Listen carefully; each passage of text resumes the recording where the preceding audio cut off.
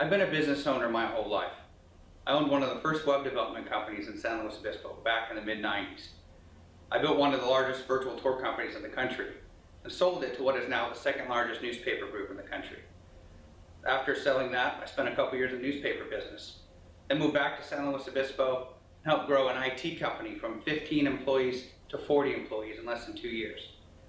I've consulted for hundreds of businesses around the country and spent countless hours helping people grow their businesses and take it to the next level. The bottom line is I know business. I've been around. I've done a lot of these different types of things. People ask me all the time, Alex, what do you look for when considering getting into a business venture? So I thought I would take a moment and share some of those top factors with you. First, I always look at risk versus reward. I look at what do I get for my money? What do I get for my time? Can I turn a small investment and leverage my contacts, my experience, and my time in order to grow a great return? Or does somebody just want a big chunk of money that's going to grow at 5% a year? So I always look at risk versus return, and I'm the kind of guy who wants to make big returns on my dollars and my time. Next, I look at income potential. I mean, does this venture that I'm looking at, does it have legs? Does it have the opportunity to make me the kind of dollars that I want to make?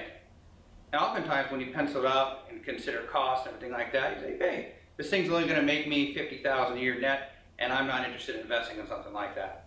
So how can I direct my time and energy for something that has bigger upside potential? Third, and really one of the most important that I always look for is something that has recurring income. I remember back in the web development business, we'd go out, we'd close a deal for 10 grand, we'd pop the champagne and be happy. A month later, we're starving again. And we need to keep closing deals in order to eat. So I love businesses that have a subscription model, recurring income, something that you build and grow over time as opposed to having to replace every month. So recurring income is absolutely critical to my decision making. Fourth, almost as important as the third, am I excited to be part of it? Is it something I'm passionate about? If this can require my time and energy, I need to be pumped. I need to want to be part of that business.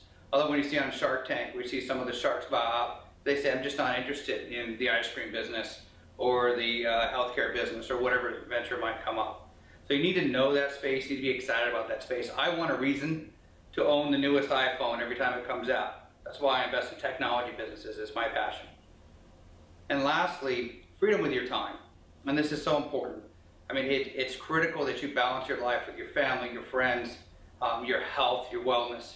And so having that freedom to be able to take an afternoon off and go coach your kid's softball game, or take a week's vacation and the whole building doesn't burn down, the business doesn't stop while you're gone.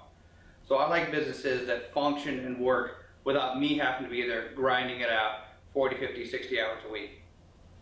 So when considering a business, for me, if a business idea doesn't meet these 5 criteria, it's a non-starter.